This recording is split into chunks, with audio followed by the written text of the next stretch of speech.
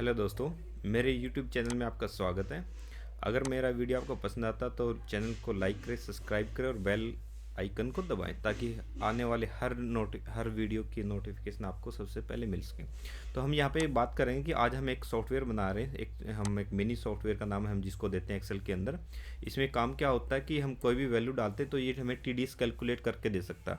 इसको मॉडिफाई करके हम अगले वीडियो में हम इसके बारे में जानें कि इसी फॉर्मूले की वजह से या सॉफ्टवेयर की वजह से हम जीएसटी कैसे निकाल सकते हैं। किसी प्रोडक्ट पे 5% जीएसटी लगती है, किसी पे 10%, किसी पे 20%, किसी पे 28% जीएसटी लगती है, तो वो भी हम यहाँ से निकालने की कोशिश करेंगे।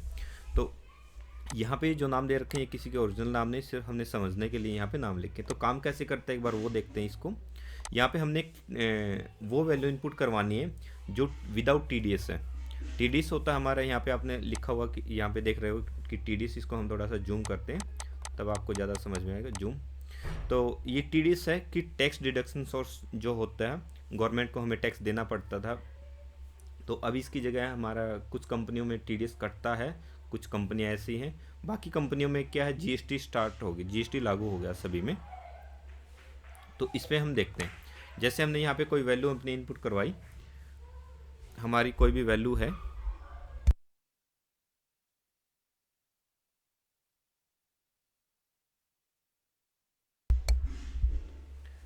यहाँ पे सपोज करो हमने 90 रुपये इनपुट करवाए, आगे कितना है 100 रुपये, यहाँ पे हमने 150 रुपये, यहाँ पे 200, यहाँ पे हमने 400 रुपये, है ना। यहाँ पे हम कोई भी नंबरिकल वैल्यू इनपुट करवाते हैं, है ना।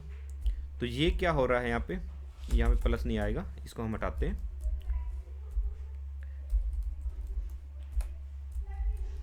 ये देखिए, तो ये अपने आप वैल्यू कैलकुलेट करता है।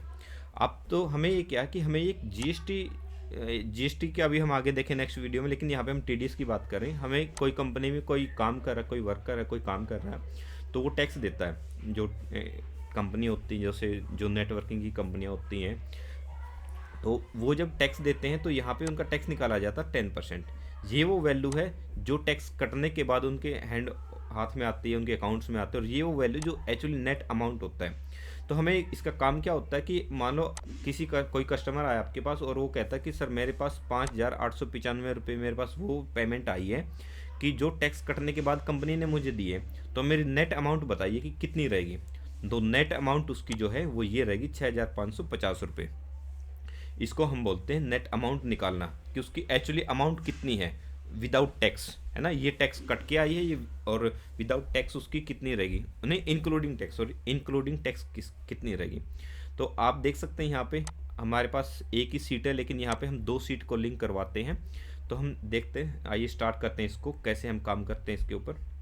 सबसे पहला काम हमारा क्या होता है, इसको हम यहाँ से हटा देते हैं। हाँ, मैं आपको दूसरी सीट भी दिखा देता हूँ। अपनी दूसरी सीट ये है, इसको मैं जूम करता हूँ, जहाँ पे मैंने इसकी कोडिंग कर रखी है, ये जूम करता हूँ। ये इसको थोड़ा सा हम यहाँ पे स्क्रॉल करेंगे। 2 सीटें होती है हमारे पास। अब देखिए मैं यहाँ से इसको डिलीट कर देता हूँ, तो सीट 2 पे आते हैं, तो सीट 2 की भी वैल्यू हमारे पास यहाँ पे ऑटोमेटिक डिलीट हो जाती है। वापस हम यहाँ आएंगे, सेकंड नंबर की वैल्यू को हम डिलीट कर देंगे, तो यहाँ पे जो है 0 आ जाता है आपका, और यहाँ पे सीट 2 में भी हम देखेंगे हमारे पास यहाँ पे 0 वैल्यू आ जाती है। ये ई क्यों आता है, क्योंकि ये जो कॉलम हमारे थोड़े से छोटे थे, हमने इसके कॉलम को बड़ा किया। वापस हम सारी जो ये है हमारे इसमें, इसको हम डिलीट कर देते हैं वैल्यू को। तो यहाँ पे आप देखोगे कि 0 आ चुका है, और सीट 2 पे भी हम जाएंगे तो हमारे पास 0 आ चुका है। सबसे पहले हमें क्या करना है, 2 सीट तैयार करनी है, सीट 1 और सीट 2, 2 सीट है हमारे पास। उसके बाद आप सीट 2 पे काम करोगे और सीट 1 पे, दोनों पे यहाँ पे अपना डाटा इनपुट कराएं, जो हमने डाटा लिखा हुआ, डाटा जो भी आप लिख सकते हो, जो भी आपका कस्टमर है उनके नाम से जो भी रहेगा। यहाँ पे इसको डिजाइन कीजिए, हमने लिखा विद आउट टैक्स अमाउंट यहाँ पे रहेगी हमारी। यहाँ पे हमारे कोई फॉर्मूला नहीं लगाया है, ऐसे ही खाली छोड़ दिया इसको। फॉर्मूला कहाँ लगाए, यहाँ पे नेट अमाउंट पे। नेट अमाउंट पे क्या फार्मूला लगा वो देखते हैं। यहाँ पे ये फॉर्मूला लेता सीट 2 से, यहाँ पे लिखा हमने फॉर्मूला बॉक्स में इज इक्वल टू सीट 2।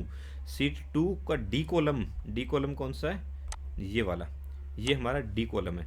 तो यहाँ पे जो एक्चुअली अमाउंट रहती है, ये उस अमाउंट को सीट 1 में दिखाता है हमारे पास यहाँ। तो इसीलिए जब भी हम क्या करेंगे, हमने किसी को देना तो सीट 2 को हम हाइड कर देते हैं और यहाँ पे हमारी कोई भी वैल्यू इनपुट करवाते हैं, तो हम देखेंगे कि ये कैलकुलेशन कहाँ से हो रही है। इसको हम प्रोटेक्ट करके किसी को भी दे देते हैं तो ये हमारा एक सॉफ्टवेयर बन जाता है एक्सेल के अंदर।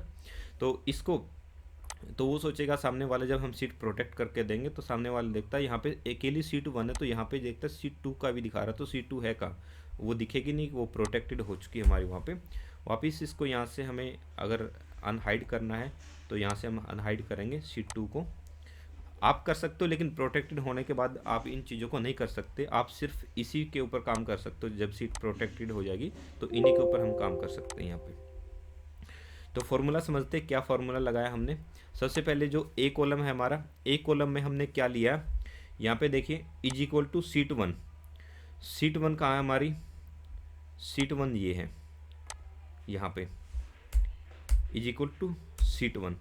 सीट 1 में बी के अंदर जो वैल्यू है यहाँ पे, बी के अंदर जो वैल्यू वो मैंने यहाँ उठाई है, seat 1 is equal to seat 1 B2। B2 के अंदर जो वैल्यू है उसको क्या करेगा, ये गुणा करेगा किससे, 1 और उसको साथ में भाग दे देगा 100 से, तो जो वैल्यू निकल के आती है वो हमारी यहाँ आती है। अच्छा यहाँ पे देखो, ये जो हमने लगाया यहाँ पे हम 1 भी लिख सकते थे या 10 भी लिख सकते थे, लेकिन नहीं, वो हो जाता गलत। छोटे लेवल पे ठीक है, जब बड़े लेवल की बात आती है, लाखों की, हज़ारों की और करोड़ों की जब बात आती है तो हमें एग्जैक्ट अमाउंट निकालनी पड़ती, नहीं तो हमारा ये जो है यहाँ पे गलत हो जाता है। इसीलिए हमने इसको क्या दिया कि 000 और 1 तक की भी वैल्यू को ये कैलकुलेट करेगा। नहीं तो जब हम करोड़ में बात करते हैं कि कोई वैल्यू जब करोड़ में निकालते हैं तो हज़ारों में पॉइंट के 1 पैसा भी अगर ऊपर नीचे होता है तो करोड़ों की जब वैल्यू इधर उधर होती है तो उसमें हज़ारों का लेन देन जो है इधर उधर हो जाता है, एग्जैक्ट कैलकुलेट नहीं हो पाता। इसीलिए हमने इसको लिया। यहाँ पे जो मेरी वैल्यू है ये क्या करता है, सीट 1 में यहाँ पे जो वैल्यू है उसको डिवाइड करेगा सीट 2 पे यहाँ पे। उसके बाद बी में आते, बी में क्या कर रहा, सम करता, बी में सम किस किस का करता, सीट 1 में जो B2 है उसका और A2 कौन सा, एडजेक्ट यहाँ पे, ये समझो ये इंपॉर्टेंट है। जब हम सम करते हैं सम इज इक्वल टू, तो हम उसमें उसको डबल डॉट लगाते हैं, लेकिन हमारे यहाँ पे नहीं आएगा। यहाँ पे हम क्या करते हैं, सीट 1 से हमने उठाया है, सीट 1 से हमने B2 को उठाया और कोमा लगा के A2 मेरा यही है सेम, A2 मेरा ये सीट है, ये जो सीट है यहाँ पे A2, इसीलिए ये मेरा फॉर्मूला यहाँ पे काम कर रहा, नहीं तो हमारा काम नहीं करता। ये गलत हो जाएगा, नहीं तो इसको हटा देते हैं वापस और इतना। अब सी में क्या लगाया मैंने, सी में लगाया कि सी में कहता है कि यहाँ पे इज इक्वल टू B2 में आपकी जो वैल्यू है यहाँ पे B2 जो आपकी वैल्यू यहाँ पे, उसको ये क्या करेगा, भाग करेगा कितने से, 1000 से। यहाँ पे जो आपकी B2 में जो वैल्यू रहेगी उसको 1000 में भाग करेगा और भाग करने के बाद जो भी ओरिजिनल अमाउंट आएगा वो यहाँ आ जाएगा। उसमें कौन सा अमाउंट आएगा, उसमें आएगा सम इज इक्वल टू कौन सा सम, बी और सी को जो टोटल आएगा सम वो हमारा नेट अमाउंट आ जाता है। एग्जांपल के लिए देखते हैं, मान लो हमने यहाँ पे 90 रुपये है हमारे पास और नेट अमाउंट 100 रुपये आ गई, तो इसको कैलकुलेट कैसे करता है, ये हमारे अमाउंट आते हैं। सबसे पहले जब हम इसको 11 से भाग करके, 11 से गुणा करके और 100 से हम भाग करते हैं इसको, तो ये वैल्यू आती है। फिर हम दोनों को जोड़ेंगे किसको, 99 को, 99 जो हमारी वैल्यू है ये वाली वैल्यू, इसको जोड़ना है और ये जो वैल्यू निकली इसको जोड़ना है बी कॉलम में, तो सम आ जाएगा, दोनों का सम आएगा, ये वैल्यू आएगी।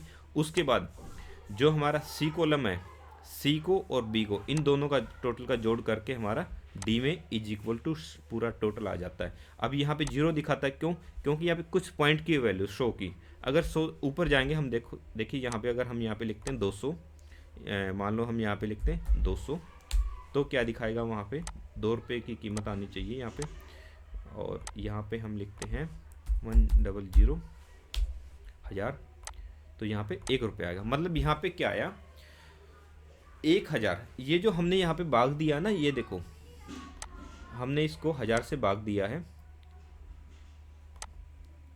यहाँ पे 1000 से जो भाग दिया हमने B2 को, तो 1000 से इसलिए भाग दिया, तो 1000 पे जाके आपका 1 रुपये की डिफरेंट आ जाता है। वो डिफरेंट ना आए इसकी वजह से हमने इसको यहाँ से 1000 से उसको डिवाइड कर दिया और जो डिवाइड करके आंसर आएगा वो हमारा यहाँ पे सी में आएगा। और सी में इसका देखो 1000 पे 2 रुपये आया, 1 रुपये आता है। अगर यहाँ पे हम 2000 लेते हैं तो कितना आएगा, यहाँ पे हमारी नेट तो 2 रुपये। अगर यहाँ पे देखिए हम 1 लाख रुपये लिखते हैं तो हमारा कितना आ रहा, 111 रुपये डिफरेंट आ जाता है। तो ऐसे जब हम करोड़ों में कोई लेन देन करते हैं तो वो डिफरेंट आता है। तो इस डिफरेंट से बचने के लिए हमने इनको दोनों को टोटल कर दिया यहाँ पे एडजेक्ट वैल्यू मिलाने के लिए। तो ये हमारा आज का वीडियो था कि टीडीएस हम कैसे निकालेंगे, कितने परसेंट हमें निकालना। हाँ, एक बात और यहाँ पे, अगर आपको परसेंटेज कम करनी है, मान लो मैं यहाँ पे 10% टीडीएस निकालता हूँ, आप 11%, आप 12% निकालते हो या फिर 15%, वैसे 10% कटता था अभी तक, लेकिन आप ज़्यादा निकालते तो यहाँ पे हमें ज़्यादा कैलकुलेट करना पड़ेगा। यहाँ पे जो हमें वैल्यू है 10% है, इतना ठीक है। अगर 20 निकालना है तो यहाँ पे हमें 22 लेना पड़ेगा। वो क्यों लेते, क्योंकि हमें कैलकुलेशन जो होती है वो एडजेक्ट मैपिंग हो सके, हमारे यहाँ पे एडजेक्ट वैल्यू मैप कर सके, इसीलिए हम इसको ज़्यादा लेते हैं। नहीं तो आप कहोगे कि सर यहाँ पे हमने 10% निकाला है लेकिन 11 क्यों ले रहे हैं, क्योंकि 10% जब हम निकालते हैं तो परसेंटेज निकालते हैं, तो यहाँ हमारा उल्टा होता है कि हमारे पास ये अमाउंट आई है। मैंने किसी कस्टमर ने कहा कि सर मेरे पास जो है 1 लाख रुपए आए हैं 10% टीडीएस कट के, तो मेरी वो रकम बताइए जितना कि फाइनल जो आउटपुट है वो कंपनी ने मुझे कितना दिया टीडीएस विदाउट टीडीएस कटे हुए, तो वो ये अमाउंट रहती है। आप इसका 10% निकाल सकते हो, आप सिंपल एलओजी करके इनका 10% निकाल सकते हो, लेकिन जब दोनों का मेल करोगे तो आपका कभी भी सही नहीं आता। ये इसीलिए मैंने एक बनाया है यहाँ पे फॉर्मूला कि एक्सेल में हम टीडीएस जब निकालते हैं तो एक्चुअली टीडीएस हम कैसे निकालेंगे और एक्चुअली रकम निकालने के लिए हम क्या कर सकते हैं। ये जब बहुत बड़ा लेन देन होता है कंपनियों में, वहाँ हमारा काम आता है।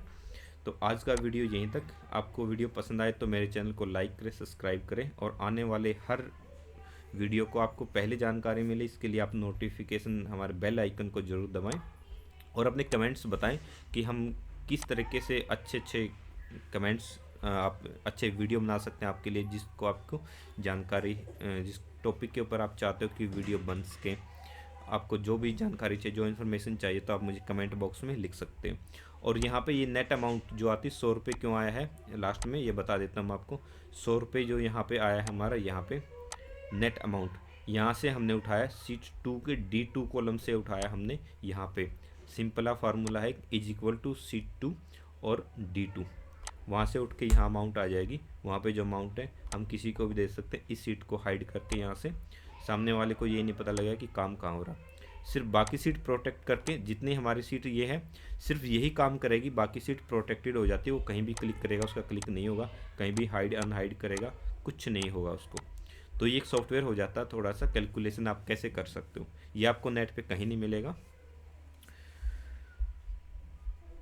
तो आज का वीडियो इतना ही।